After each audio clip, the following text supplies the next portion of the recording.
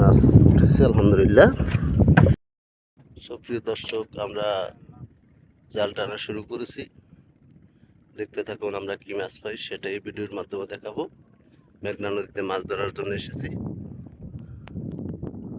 নৌকা আশেপাশে আছে, দেখা যাক। বিসমিল্লাহ, আলহামদুলিল্লাহ। একটি ইলিশ মাছ উঠেছে আলহামদুলিল্লাহ।